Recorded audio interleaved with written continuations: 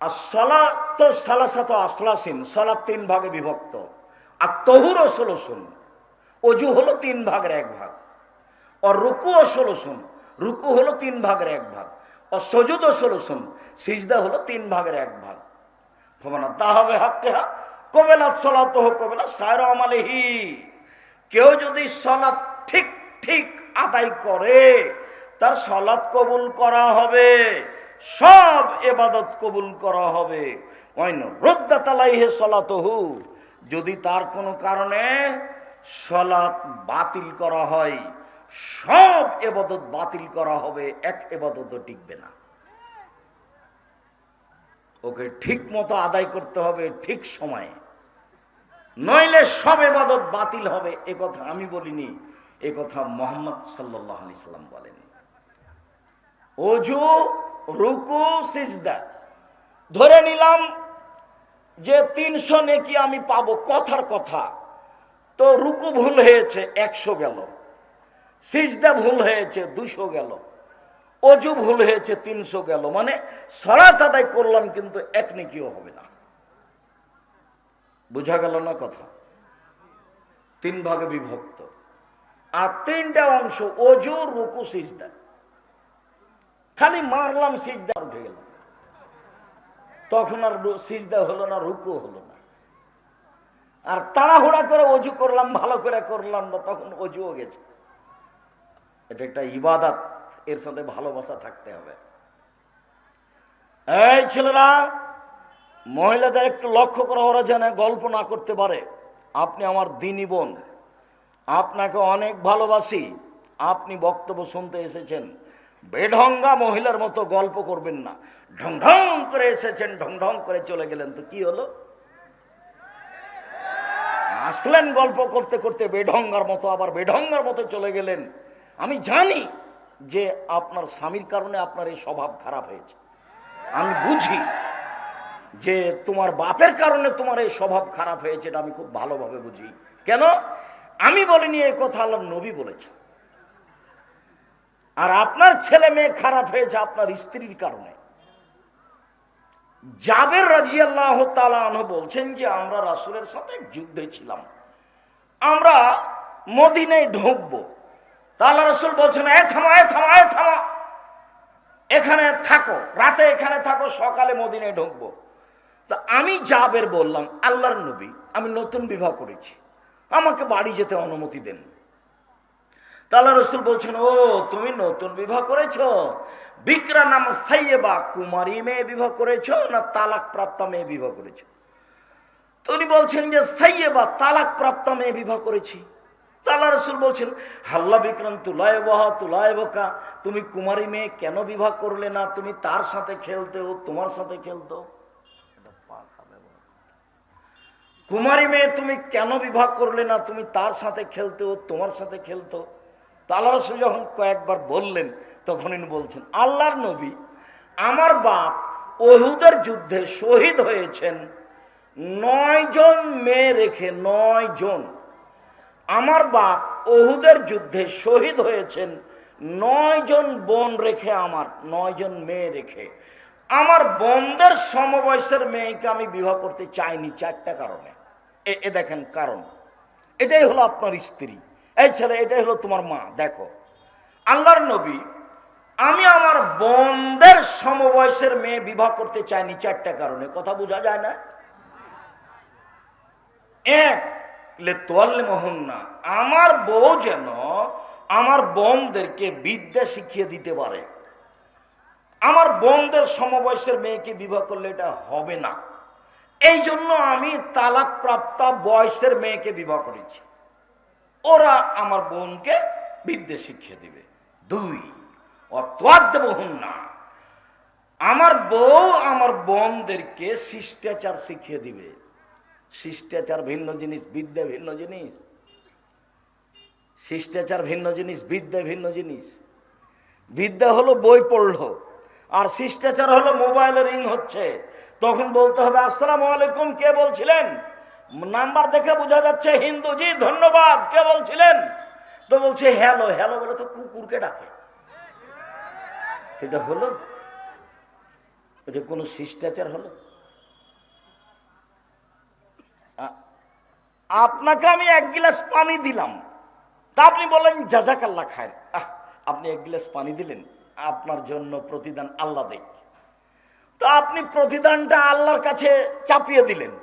তা আমি লন্ডনে বিপদে পড়েছি, তো এই প্রতিদান আল্লাহ আমাকে কোথায় দিবেন? লন্ডনে দিবেন। আর আপনি আমাকে 1 গ্লাস পানি দিলেন, তখন আমি বললাম থ্যাংক ইউ, ধন্যবাদ। বলেন তো এটাতে কি হলো?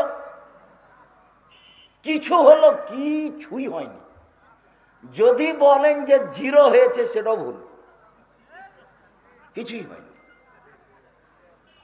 আমার স্ত্রী আমার বোনদেরকে শিষ্টাচার শিখিয়ে দিবে। 2, 3 তুরাজ্জল হন না। আমার স্ত্রী আমার বোনদের মাথার চুল চিরুনি করে দিবে। মা ছেলে মেয়েকে পরিপাটি করে সাজগোজ করে রাখবে, ঠিকভাবে গোসল দিবে, কাপড় চোপড় পরিষ্কার করে রাখবে। আমার বউ আমার বোনদের মাথার চুল চিরুনি করে দিবে। 4 তাকুমা আলাইহিন্না, আমার বউ আমার বোনদের উপরে পাহারা দিবে। আমার বউ আমার বোনদের জন্য পাহারাদার। এবার বলো, তোমার মা তোমাদের জন্য কি? পাহারাদার। তো তোমার বোন এখন ক্লাস 10-এ পড়ে, এখন মাথায় কাপড় না দিয়ে এখানে বসে আছে, বলো তো তোমার মা পাহারাদার নাকি? মিথ্যা কথা, তোমার মা পাহারাদার নয়। তোমার মা মা নয়, এ খালা, এ সৎ মা। এ নিজেই জানে না মা কাকে বলে। বাপে বিবাহ দিয়েছে, স্বামীর কাছে গেছে, তাই বাচ্চা হয়ে গেছে। ওর নিজের জানা নাই মা কাকে বলে। এই ছেলে, হাদিস বুখারী মুসলিমের, তুমি বিবেচনা করো। আমি নিজের ভাষা বলিনি, আমি নিজের কথা বলিনি। আমার স্ত্রী আমার বোনদেরকে 4টে জিনিস শিখাবে। 1 বিদ্যা। তোমার মায়ের তো একটা দোয়া মুখস্থ নেই। তোমার মাকে গিয়ে আজকে জিজ্ঞাসা করো, তোমার মা কোনোদিন দরজাটা বিসমিল্লাহ বলে বন্ধ করে কিনা? আল্লাহ রাসূল বলছেন, গাল্লে কোলা আবু ওয়াজকুরুল্লাহ, দরজা বন্ধ করো, বিসমিল্লাহ বলো। ফাইনা শায়তান লা ইয়াফতাহু বাবান মুগলাকান, বন্ধ দরজা শয়তান খুলতে পারে না। যখন কোনো দরজা বিসমিল্লাহ বলে বন্ধ করা হবে, তখন ওই শয়তান দরজা খুলতে পারবে না। আল্লাহ নবী বলছেন বুখারী মুসলিম, তোমার মা দরজাটা বন্ধ করা জানে না। তো কি বিদ্যা শিখাবে? শিষ্টাচার কি শিখাবে? কাকে শিষ্টাচার বলে? শিষ্টাচার কি জিনিস? বলে শিষ্টাচার ভর্তা খেতে হয়। তোমার মার কাছে শিষ্টাচার হলো ভর্তা খাওয়া লাগে। তোমার মা কি শিষ্টাচার বুঝে? কি বুঝে? কি বুঝাতে চাচ্ছ আমাকে? আমি জেনে শুনে মাঠে নেমেছি। জাতির যদি রাস্তাঘাট করে দিতে না পারি, জাতির যদি স্কুল কলেজ করে দিতে না পারি, জাতিকে চূড়ান্ত সঠিক ধর্ম দিতে পারবো ইনশাআল্লাহ। ধর্মের ব্যাপারে জাতিকে ফাঁকি দেয়া আমি আব্দুর রাজ্জাক বিন ইউসুফ পরকাল হারাতে রাজি নই। মানুষ ভুলের ঊর্ধ্বে নয়, এ কথাই ঠিক। তবে আমি কোনোদিন দিন ধর্ম সন্দেহে দিন ধর্ম পেশ করিনি জাতির সামনে।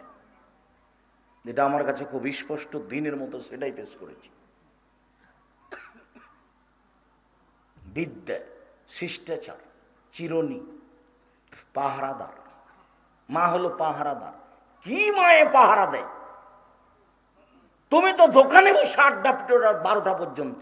ওই যে তোমাদের গ্রামে দোকানে চলছে, ল্যাংটা মেয়ে আসছে, তুমি তো ঘন্টার ঘন্টা ওখানে বসে থাকো।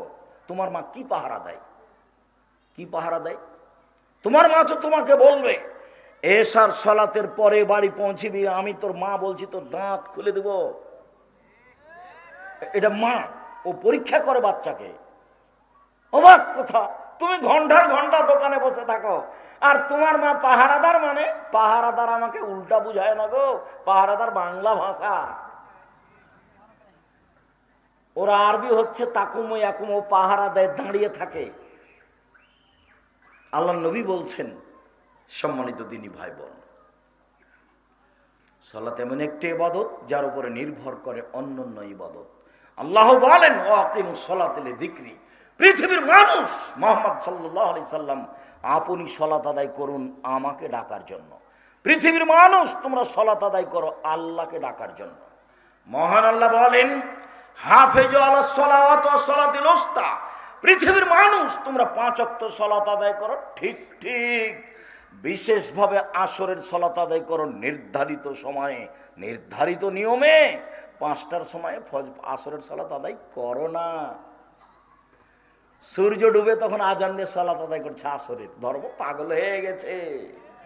धर्म राजशाही चांपाई ना हवाई लड्डू दोनों हाथ में लड्डू है, जो चाहे उसको खा ले, जो चाहे उसको छोड़ दे। बोल हिसाब इस्लाम एमन एक धर्म एकजन मानुष दिए चले जार नाम मोहम्मद सल्लल्लाहु अलैहि सल्लाम। बड़ो हुजूरेर सम्मान आछे, अनुसरण नेই। अनुसरण कार? मोहम्मद सल्लल्लाहु अलैहि सल्लामेर। पीर साहेबेर सम्मान आछे, अनुसरण नेই। बुजुर्गाने दिनेर सम्मान आछे, अनुसरण नहीं। अनुसरण कार? मोहम्मद सल्लल्लाहु अलैहि वसल्लमेर। एक गिलास पानी पान करले डान हाथे पान करब, बड़ो पीर बाम हाथे पान करছে। এখন কি করতে হবে? তাহলে আমরাও কি বাম হাতে শুরু করব? এই বোকা ছেলেগুলির মতো। বোকা ছেলেগুলি চুল ছেড়েছে, তোর নিচের দিক সব চেঁচেছে, উপরে একটু আছে। ওর বাপও জানে না এটা ঢং কি, ওও জানে না। ওর পরিবেশই নষ্ট। ওটাই আব্দুল্লাহ বলছিল, বুঝতে পারেননি অনেকে বক্তব্য। আব্দুল্লাহ বলছে যে আমরা যারা মুসলিম দেশ তারা কেন বিনোদন নিয়ে মত্ত, খেলা কেন বাহারায় নেই, আমরা কেন সেখানে গিয়ে খেলা দেখছি, শিক্ষা কেন নেই, সবার হাতে কেন মোবাইল। ওর জীবনে কিছু বাস্তব ঘটনা ও নকল করে। আজকে বলেছে কি না, এক সময় আমি শুনেছি যে খুব ভিড়ের মধ্যে গাড়িতে লন্ডনে কোথা থেকে কোথায় যাচ্ছে, তো বসে আছে, তো বই নিয়ে আছে বসে, আর বাঙালি থাকলে মোবাইল নিয়ে বসে থাকতো। তো বলছে আব্দুর রহমানকে, বলছে দেখ রে আব্দুর রহমান, ওরা কিন্তু গাইবান্ধার ভাষায় কথা বলে আপোষে। আব্দুল্লাহ আব্দুর রহমান আব্দুর রহমানের জন্ম কিন্তু গাইবান্ধায়। খাবো যাবো এভাবে বলে, এনা এনা দিবু এইভাবে বলে। আপোষে যখন কথা বলে তখন কোথাকার ভাষা বলে? গাইবান্ধার ভাষা বলে। ভাই বোন সবাই, কেন যে তোমরা চাঁপাই নবাবগঞ্জ রাজশাহীর মানুষ, তোমরা গাইবান্ধার ভাষা নিলে কেন? তো ওখানে যেহেতু নানা নানির কাছে বড় হয়েছে, জন্ম ওখানে, সেজন্য ওইটাই বলে। তখন ওটা আব্দুর রহিমকে জানাই যে মিশরে থাকে, ওটা মারিয়ামকে জানাই যে ইয়েতে আছে, কোথায় জানো, মালিক সৌদ রিয়াদ বিশ্ববিদ্যালয়। ওরাকে জানাই যে দেখ বিদ্যা কি জিনিস, ওরা কি করছে আর আমরা কি করি। সম্মানিত দিনী ভাই বোন, বলছিলাম মহান আল্লাহ বলেন বিশেষভাবে আসরের সালাত ঠিক ঠিক সময় মতো আদায় করো। সংক্ষিপ্ত বিবরণে বুঝলাম সালাত আদায় করতেই হবে। ওযু করে সালাত আদায় করতে হয়, পানি নেই। তায়াম্মুম করে সালাত আদায় করতে হবে, মাটি নেই। বিনা ওযুতে বিনা তায়াম্মুমে সালাত আদায় করতে হবে। কেবলার দিকে মুখ করে সালাত আদায় করতে হয়, কেবলা বোঝা যায় না, কেবলা ছাড়াই সালাত আদায় করতে হবে। দাঁড়িয়ে সালাত আদায় করতে হয়, দাঁড়িয়ে থাকা যায় না। বসে থেকে সালাত আদায় করতে হবে, বসে থাকা যায় না। শুয়ে থেকে সালাত আদায় করতে হবে, কেবলার দিকে পা করে শুয়ে যেতে হবে। যেভাবে সহজ, সালাত আদায় করতেই হবে।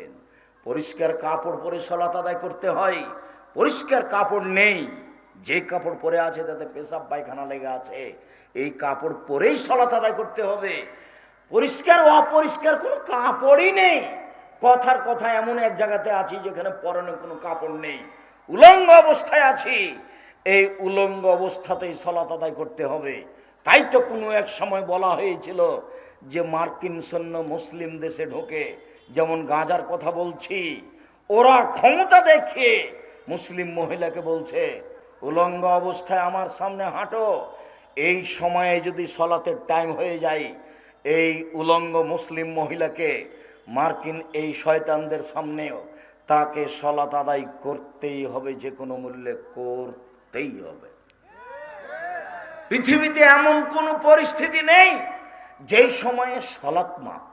পৃথিবীতে এমন কোনো জায়গা নেই যেই সময়ে সালাত মাপ। মহিলাদের হায়েজ ব্যতীত কোনো পরিস্থিতি নাই পৃথিবীতে। শত্রু তাড়া দিয়েছে, দৌড়িয়ে চলে যাচ্ছেন, সলাতের টাইম পার হয়ে চলে যাচ্ছে, আপনি ওই সময়তে ওইভাবেই সলাত আদায় করুন। শিকল ধরে আছেন গাড়ির, ঠেল মানে না, সলাতের টাইম পার হয়ে যাচ্ছে, ওইভাবেই সলাত আদায় করবেন। পৃথিবীর ব্যতিক্রম এবাদত সলাত। সব এবাদত অসুবিধা বুঝে, সিয়াম বুঝে, রোজা অসুস্থ পরে করেন, হজ বুঝে এবছর করেন না সামনে বছর করেন, যাকাত দুদিন আগে দিয়ে দেন, দুদিন পরে দেন, সমস্যা নেই। ব্যতিক্রম এবাদত সলাত। উপস্থিত বৈঠকের দিনই মুসলিম ভাই বোন, হে মেঘ কথা বলছো কেন? তুমি একটা মহিলা মানুষ, শরম পাও না? একবারে মুখ বন্ধ করে থাকবেন। আর একজন মহিলা যদি আপনার গায়ের উপর দিয়ে চলে যায়, তবে আপনি মুখ খুলবেন না। আপনার জন্য সলাৎ জরুরি। দেখুন আল্লাহ নবী বলছেন, মহিলারা যদি 4টা কাজ করতে পারে জান্নাতের সব দরজা খোলা, তখন সলাৎ আছে। এই দেখেন, 1 5 ওয়াক্ত সলাৎ, 2 রমজান মাসের সিয়াম রোজা, 3 স্বামীকে মেনে চলা, 4 জেনায় লিপ্ত না হওয়া। 4টে কাজ করবে, জান্নাতের সব দরজা খোলা। তার মধ্যে সলাৎ আছে। 1 সলাৎ, 2 রোজা সিয়াম, 3 স্বামীকে মেনে চলা। তিতা লাগলেও মানতে হবে, মিঠা লাগলেও মানতে হবে। এইভাবে মাস মাস সপ্তাহ সপ্তাহ কথা বন্ধ করে থাকা যাবে না। দুনিয়ায় অনেক বড়, আপনি খোলা তালাক নিয়ে চলে যান, কোনো সমস্যা নেই। স্বামী জমিদার হোক না হলে ফকির হোক, চেয়ারম্যান মেম্বারকে বলেন ভাত খাবো না, একটা খোলা তালাক করে নেন, তার কাছে তালাকনামাটা পৌঁছে দিয়ে বাড়ি চলে যান, কোনো সমস্যা নেই। আপনার এই অধিকার আল্লাহ রাসূল দিয়ে রেখেছে। কিন্তু অধীনে থাকবেন আর খাওয়ার সময়তে বলবেন মেয়েকে তোর বাপকে ভাত দিয়ে, বৌমাকে বলবেন তোমার শ্বশুরকে পানি দিয়ে আস। কোন সময় যদি জানো 1 গ্লাস পানি নিয়ে, তো ঠেকস করে রেখে ভাবে চলে যাবে। আব্দুর রাজাক সাহেব, আমাদেরকে অত তুচ্ছ করে বলিয়েন না, আমার স্বামীরও মুখ খারাপ, আমি এটা বুঝলাম। আল্লাহ নবী বলছেন, সবচেয়ে ভালো মানুষ সেই যে স্ত্রীর কাছে ভালো, সবচেয়ে বদ কমিনা সেই যে স্ত্রীর কাছে খারাপ। কখনো স্ত্রীকে কটু কথা বলবেন না। রাসূল সাল্লাল্লাহু আলাইহি ওয়াসাল্লাম বলছেন, স্বামীর জন্য 5টা জিনিস লাগে। 1, তার মানে ও স্বামী। 1, যে মানের নিজে খায় সে মানের বউকে খাওয়ায়। 2, যে মানের নিজে কাপড় পরে সে মানের বউকে পরায়। 3, বউকে কটু কথা বলে না। বউকে কটু কথা বলতে হবে না। বলতে হবে না তোমার ঠোঁটটা মোটা, বলতে হবে না তোমার রংটা কালো। একবার যদি ঠোঁট মোটা বলেন 10 বছর ভালোবাসবে না। এমনি তো কম বুদ্ধির মানুষ, সব সময় প্রশংসা করেন, সারা রাত পা টিপে দিবে। প্রশংসা প্রিয় মানুষ। আল্লাহ রাসূল বলছেন কটু কথা বলবেন না, দাঁতটা উঁচায় কথা বলবেন না। বলবেন তোমার মতো কোনো মেয়ে দেখি না, তুমি সবচেয়ে আমার কাছে ভালো, তোমার চাল চলনে আমি খুবই খুশি। কটু কথা বলবেন না, মুখের উপরে মারবেন না, নিজের বাড়ি ছাড়া কোথাও যেতে দিবেন না। ফুফুর বাড়ি যেতে পারে না, খালার বাড়ি যেতে পারে না, মায়ের বাড়ি যেতে পারে না, এখানে সেখানে যেতে পারে না, হাটবাজারে যেতে পারে না। কাপুরুষের স্ত্রী যেতে পারে। আমরা তো জীবনও হাটবাজারে যাই না, তা আমরা তো বেঁচে আছি। কই, আমাদের তো চলে। আমার ছাত্র জীবন থেকে নিয়ে এখন পর্যন্ত আমি কোনোদিন চায়ের স্টলে বসিনি। প্রতিষ্ঠানের ভিতরে, জামিয়া সালেফের ডাঙ্গিপাড়ার ভিতরে আছে, প্রতিষ্ঠানের ভিতরে আছে চায়ের স্টল, দোকান। ওখানে গেলেও তাড়াহুড়া করে বলে, হুজুর আসেন একটু বসেন বসেন বসেন। ও তো মনে করছে যে আমাদের বস এসছে, তাহলে একটু বসতে বলি, কি দেবো বলেন। না, তুমি ফাঁকি দিও না, ভালো করে জিনিস বানাইও। ছেলেরা যদি অভিযোগ দেয় তাহলে কিন্তু তুমি থাকতে পাবে না। ছেলেদের অভিযোগই গ্রহণ হবে। তুমি আবার ভুল বুঝিও না, আমাকে বলিও না আব্দুর রাজ্জাক সাহেব আমাকে বিদায় করে দিয়েছে, এটা আমাকে বলিও না। পরে ছেলেরা ভালো বললে তুমি ভালো, ছেলেরা খারাপ বললে তুমি খারাপ। তবে একজন বললেই সেটা গ্রহণ করবো তা নয়। তো কই, চায়ের স্টলে না বসে তো আমরা বেঁচে আছি তো দুনিয়াতে, কোন রকম করে তো আছি। কেন আপনি আড্ডা পিটবেন? আপনাকে আমি বলেছি 4টে নসিহত থাকবে মনে, 4টে। এক 5 ওয়াক্ত সালাত, 2 হালাল রুজি, 3 কোরআন তেলাওয়াত, 4 দুইজন যেখানে বসে আছে সেখানে বসবেন না। আব্দুর রহিম সাহেব প্রয়োজনে বসেন, 2 জন বসে আছে, আপনি বসলে তো আড্ডা পিটা হলো। এই ছেলে, তোমরা যারা পাহারা দিছো দেখতে পাও না গাড়িটা এখানে মোটরসাইকেলটা স্টার্ট দিল, এটা দেয় কি করে? তুমি কি দেখাচ্ছ আমাকে? মোটরসাইকেল ঠেলে বাইরে নিয়ে যাবে, তারপরে স্টার্ট দিবে, তুমি এত স্বাভাবিক মনে করলে? তোমরা পাহারা দাও, এখান থেকে শেষ পর্যন্ত পাহারা দাও, অযোগ্যতার পরিচয় দিও না, এরপরে আমাকে দাওয়াত দিও না। যাকে দিয়ে তোমার চলে তাকে দিয়ে দাওয়াত দাও। আমি তোমার কাছের মানুষ, এ কথাই ঠিক, তবে আমার গতি অনুযায়ী তোমাকে কাজ করতে হবে। আমি কোনোদিন মানুষকে পাপের কাজ করতে বলিনি, বলবো না। আমি বলবো না যে এক বিড়ি 1 মুঠা সিগারেট নিয়ে আসে, একটা সিগারেটের প্যাকেট নিয়ে আসে, এটা আমি বলবো না। আমি বলবো নবী বলেছেন জনগণকে বসতে বলো, আমি বসতে বলছি। আল্লাহ রসুল দাঁড়িয়ে থাকা অবস্থায় কথা বলতেন না, বসতে বলতেন, আমি তাই বলছি। একটা মানুষ এসে বলছে মাথা সাত, কিয়ামত কবে হবে? তা আল্লাহ রসুল কিছু বললেন না, নিজের কথা বলছেন। বলতে বলতে যখন কথা শেষ হয়ে গেল, আমরা সাহাবী মনে করলাম ওর উপরে রাগ করেছে, কই উত্তর তো তিনি দিলেন না, ওর উপরে রাগ করেছে। তা আল্লাহ রসুল কথা যখন শেষ করলেন 5-7 মিনিট 10 মিনিট পরে, তখন বলছে কে জিজ্ঞাসাকারী? কিয়ামত সম্পর্কে কে জিজ্ঞাসা করলো? জি আমি। ও, তুমি কিয়ামত সম্পর্কে জিজ্ঞাসা করলে? এদা দইয়াতিল আমানাত ফান্তাজের ইসাত, যেদিন 10-এর পয়সা ধ্বংস হবে সেদিন কিয়ামত হবে। তখন তো পল্লীর বেদুইন, অশিক্ষিত মানুষ, ও বলছে কাইফা জাতুহা, 10-এর পয়সা কিভাবে ধ্বংস হয় এটা যে বুঝতে পারলাম না। তখন আল্লাহ রসুল বলছেন এই যা উচ্ছেদাল আমরে এলা গাইরে আহলিহি ফান্তাজের ইসাতা, যখন দায়িত্ব অযোগ্য মানুষের হাতে দেওয়া হবে, হেড মাওলানা অযোগ্য, হেডমাস্টার অযোগ্য, প্রিন্সিপাল অযোগ্য, চেয়ারম্যান অযোগ্য, মেম্বার অযোগ্য, এমপি অযোগ্য, মন্ত্রী অযোগ্য, ডিসি অযোগ্য, এডিসি অযোগ্য, জেল সুপার অযোগ্য, মসজিদের সভাপতি অযোগ্য, মাইরা খায়। সেদিন কিয়ামত এমনিতেই হবে। আমি যে কারণে বুখারী মুসলিমের হাদিস পেশ করলাম সেটা বুঝতে পারেননি। আল্লাহ রসুল যে কথা বলছিলেন সাহাবীদের সামনে, একটা লোক এসে বললো যে কিয়ামত কবে হবে, আল্লাহ রসুল তাৎক্ষণিক তার উত্তর দিলেন না। তার মানে কথার যেন পরিবেশ নষ্ট না হয়। এবার তুমি বলো এখানে স্টেট দেওয়াটা ঠিক না বেঠিক? তোমার বক্তাও বুঝে না, শ্রোতাও বুঝে না। বইটা লিখেছিলাম বক্তা শ্রোতার পরিচয় আপনার জন্যই, তা আমি লেখলাম, আপনি পড়লেন না, তা আমি তো আর কিছু করতে পারবো না।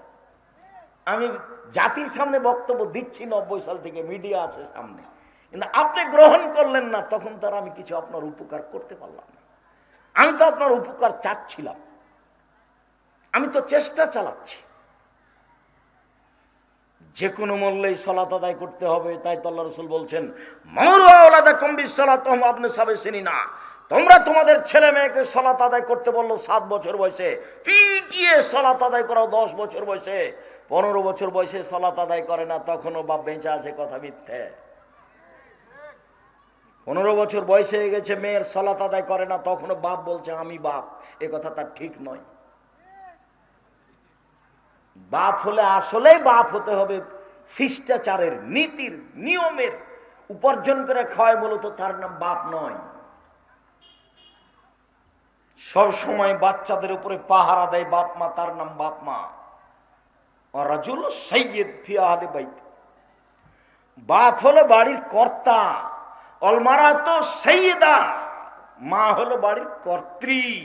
নিজের কাজ করে যে তাকে বলে কর্মী, অপরের কাজ দেখে যে তাকে বলে কর্তা। নিজের কাজ করে যে তাকে বলে কর্মী, অপরের কাজ দেখে যে তাকে বলে কর্তা। আল্লাহর নবী বলছেন স্বামী হচ্ছে কর্তা আর স্ত্রী হচ্ছে কর্ত্রী। তো নিজে নামাজ পড়ে, ছেলেরাকে বলে না, বলেন তো ও কি কর্তা? ও নিজে বোরখা পরে আছে, মেয়েটা ক্লাস 10-এ পড়ে, ও ল্যাংটা হয়ে এসছে, ও কি কর্ত্রী? ও কি মা? ও খালা? আর আপনি হচ্ছেন সৎ বাপ। কষ্ট পেয়ে কোনো লাভ নেই। বাপ হলে ভালোবাসার ছেলে মেয়ের উপরে দিতে হবে। যা চাইলো তাই দিয়ে দিলাম, তার নাম ভালোবাসা নয়।